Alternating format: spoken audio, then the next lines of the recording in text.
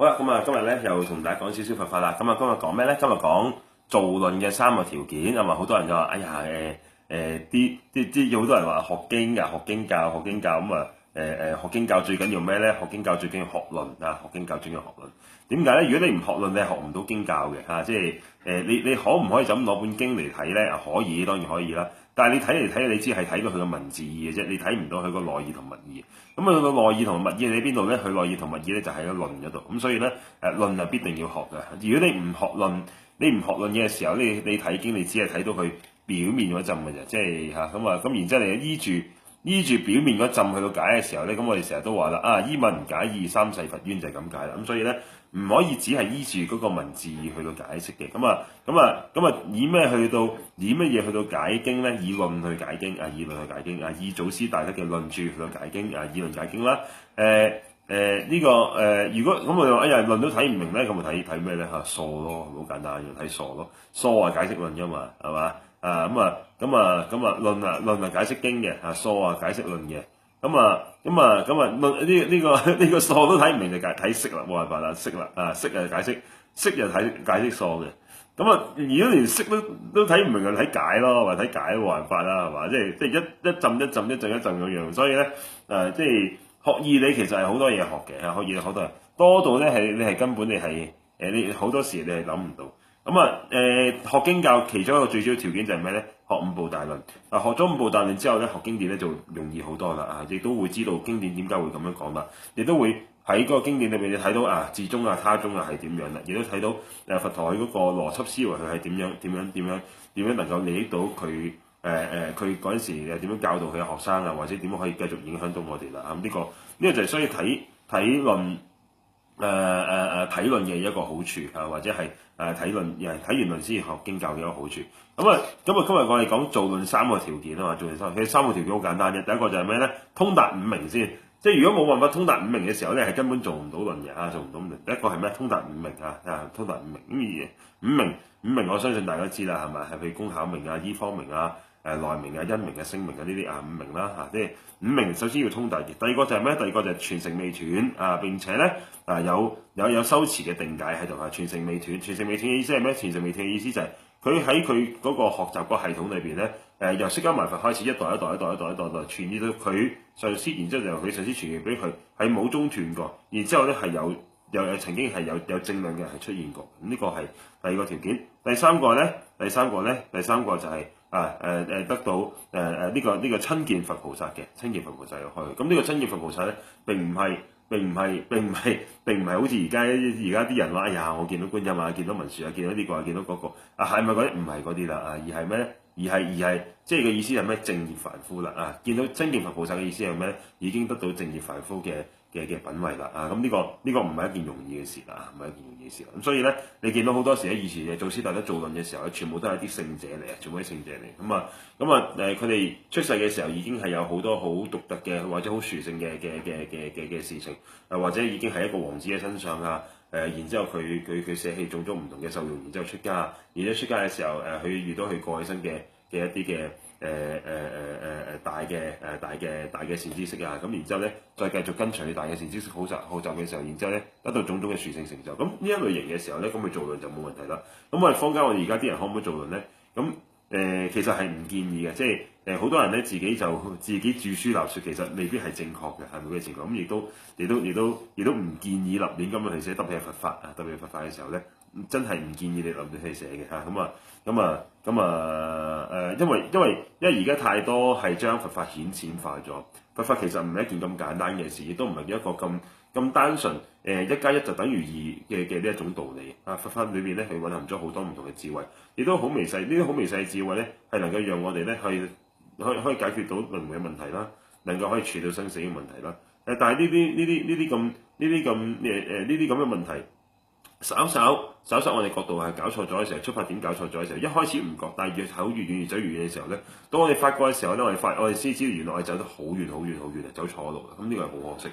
咁所以咧唔好將佛法太過顯淺化唔好將佛法太過顯淺化。你可以通俗化，但係唔可以顯淺化。通俗化就係令到咧大部分嘅人都能夠可以開始去接觸佛法，可以接受佛法嘅薰陶。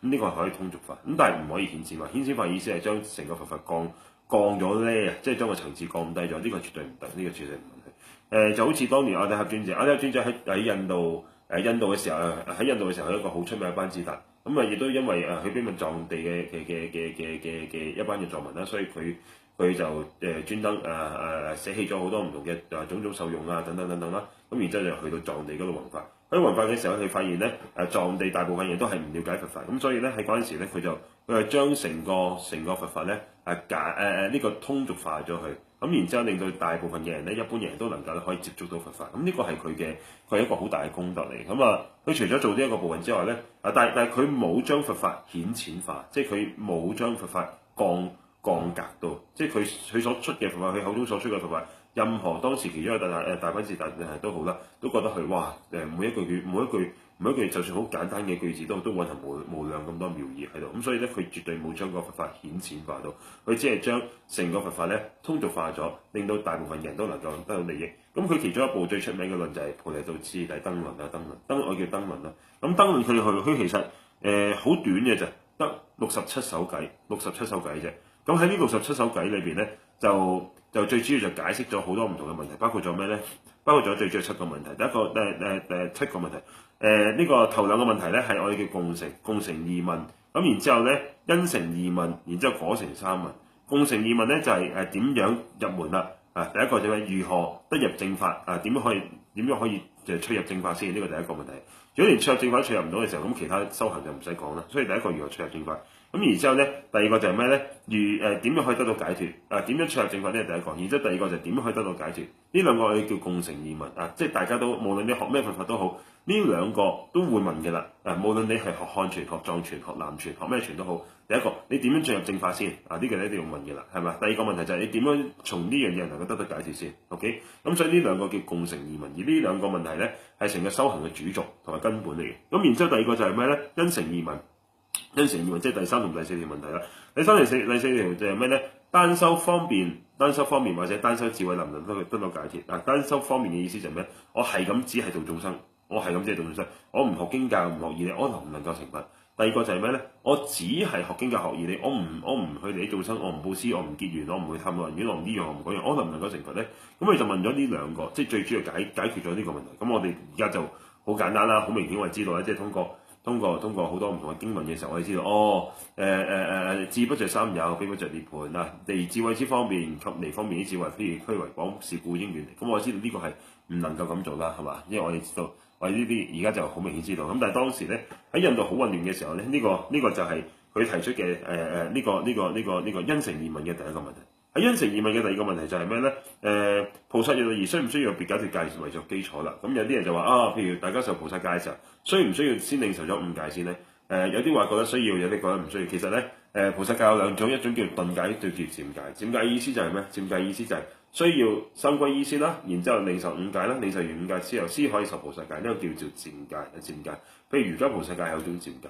頓戒就係咩？頓戒就係一經二根一經二根嘅時候咧，頓解法師、但解法師與皆得受戒，呢個叫頓戒。譬如梵網菩薩戒就係啦，梵網菩薩戒佢唔係漸戒嚟，即係佢唔需要有其他嘅5戒嗰啲做基礎，佢只係需要咩咧？但解法師與你淨係聽得明啫，皆係得受戒，咁你哋得戒啦。咁所以咧。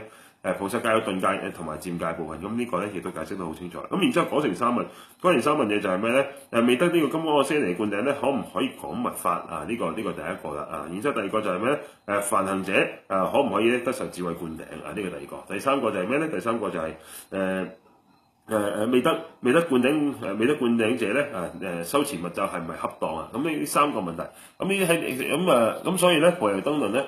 呢一部論雖然只係得67首偈，但係咧已經蘊含咗因成又好啦，共同道又好啦，或者果成咧3個好主要嘅問題都喺晒裏邊啦。亦都因為咁樣嘅時候咧好簡單好通俗令到人咧好容易知道佢講緊啲乜嘢。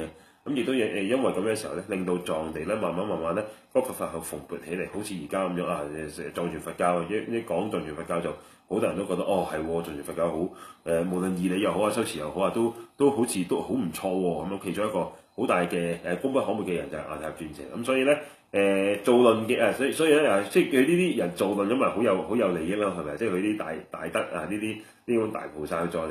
咁咁啊做論咪好有利益咯，係嘛？咁如果我哋求其做暴論咁能唔能夠利益到人咧？